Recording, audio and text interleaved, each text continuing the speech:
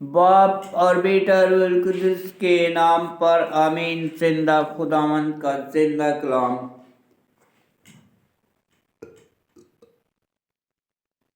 آج پطرس،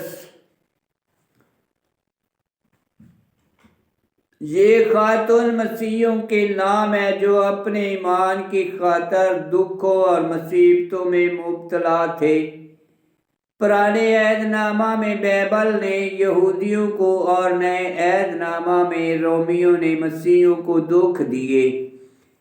یسوع مسیح کی موت اور قیامت کے ذریعہ بپتسمہ کی بدولت مومنین نئی زندگی کے وعدہ میں شریک ہے۔ خدا پر توکل اور مصیبتوں میں شادمان رہنے کی تعلیم دی گئی ہے۔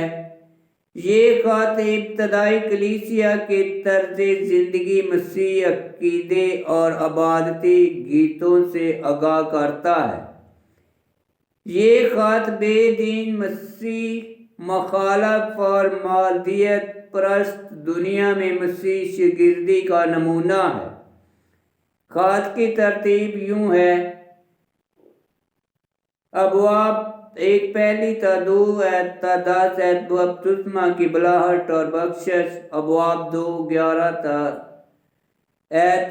4 تا 11 مسیح مخالف دنیا میں مسیح زندگی۔ ابواب 4 12 5 باپ اور 11 دکھوں میں گھیرے مسیحیوں کے لیے نمونہ اور قاہروں کے فرائض۔ باپ اور بیٹا روح القدس کے نام پر آمین۔ زندہ خداوند کا زندہ کلام۔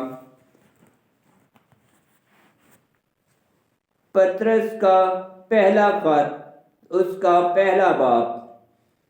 پطرس کی جانب سے جو یسوع مسیح کا رسول ہے، پینتس، غلاطیہ، کپودیکیا، آسیا اور بطونیہ کی پرگندگی کے ان مسافروں کے نام جو خدا باپ کے علم سباق کے موافق روح کی تقدیس کے ذریعے سے یسوع مسیح کی عطیت اور اس کے خون کے چھڑکے جانے کے لیے چنے ہوئے ہیں۔ فضل اور سلامتی تمہیں افراد سے حاصل ہوتی رہے۔ آسمانی میراث۔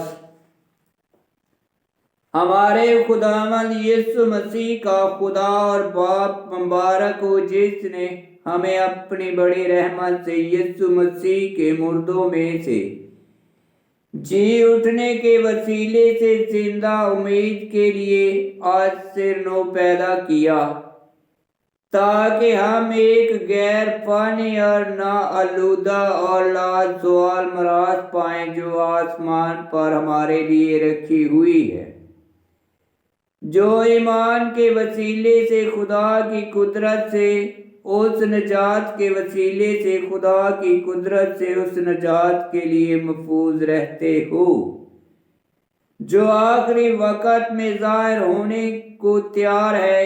اس سبب سے تم خوشی مناتے ہو، اگرچہ ضرورت کی وجہ سے اب تھوڑے وقت کے لیے طرح طرح کی آزمائشوں سے غم میں پڑے ہو، تاکہ تمہارا آزمایا ہوا ایمان جو آگ سے آزمائے ہوئے فانی سونے سے بھی بہت ہی بیش قیمت ہے، یسوع مسیح کے ظہور کے وقت تعریف اور جلال اور عزت کا باعث ٹھہرے۔ تم اسے بغیر دیکھے پیار کرتے ہو، اگرچہ تم اب اسے نہیں دیکھتے تو بھی اس پر ایمان لا کر بے بیان اور پر جلال خوشی خرمی کرتے ہو، تاکہ تم اپنے ایمان کا مقصد یعنی روحوں کی نجات حاصل کرو۔ اسی نجات کے بابت ان نبیوں نے تلاش اور تحقیقات کی جنہوں نے پہلے سے اس فضل کی خبر دی جو تم پر ظاہر ہونے کو تھا۔ وہ اس تلاش میں تھے کہ مسیح کا روح جو ان میں تھا اور بیشتر سے مسیح کے دکھوں کی اور ان کے بعد اس کے جلال کی گواہی دیتا تھا، کیسے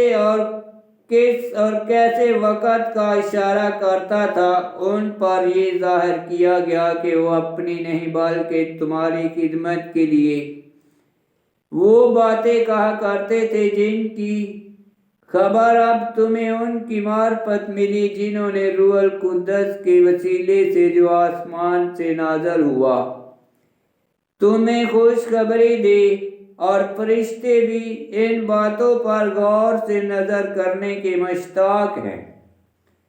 مسیح پاکیزگی۔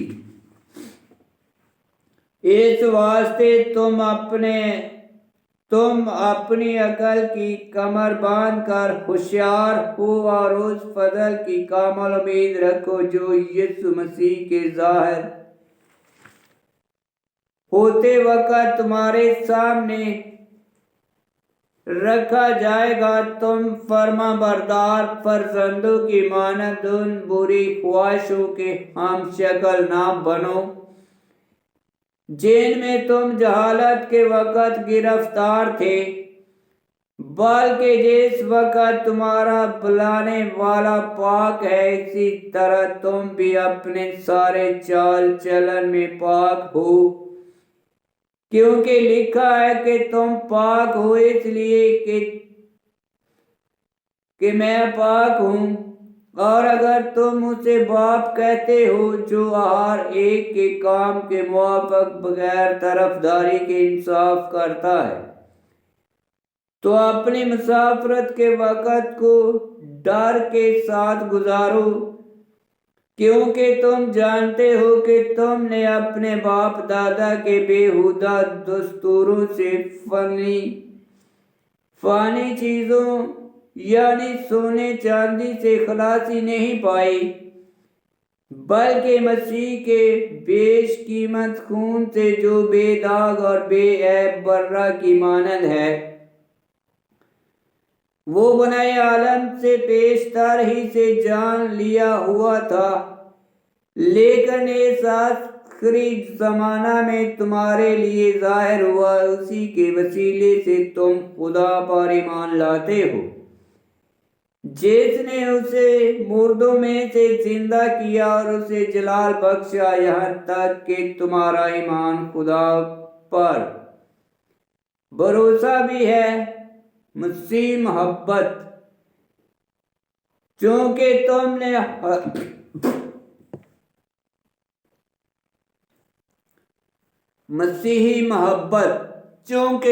نے حق کی مطابقت سے اپنے دلوں کو پاک کیا ہے، جس سے بے ریا برادرانہ الفت پیدا ہوتی ہے، اس لیے دل و جان سے ایک دوسرے کو بہت پیار کرو، کیونکہ تم فانی بیج سے نہیں بلکہ غیر فانی سے خدا کے کلام کے وسیلے سے جو زندہ اور باقی ہے آج سے نو پیدا ہوئے ہو، کیونکہ ہر بشر گھاس کی مانند ہے اور اس کی ساری حشمت گھاس کے پھولوں کی مانند ہے۔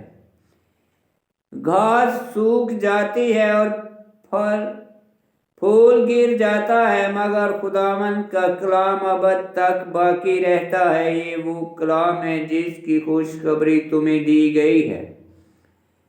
آمین۔ خداوند کا پاک کلام کا پڑھا اور سنا جانا باعث برکت ہو۔ خداوند تیرا شکر ہو۔ آمین۔ پطرس کا پہلا خط اس کا پہلے باب کی 16 آیت میں لکھا ہے، کیونکہ لکھا ہے کہ تم پاک ہو اس لیے کہ میں پاک ہوں۔ پہلے باب کی 16 آیت احبار کی کتاب اس کا 11 باب 44 آیت 19 باب 2 آیت 20 باب 7 آیت میں لکھا ہے، اور پہلے باب کی 17 آیت میں لکھا ہے، اور اگر تم اسے باپ کہتے ہو جو ہر ایک کے کام کے موافق بغیر طرفداری کے انصاف کرتا ہے تو اپنے مسافرت کے وقت کو ڈر کے ساتھ گزارو۔ پہلے باب کی 17 تشنیع اشعرا کی کتاب اس کا 10 باب 17 میں لکھا ہے اور پہلے باب کی 24 میں لکھا ہے،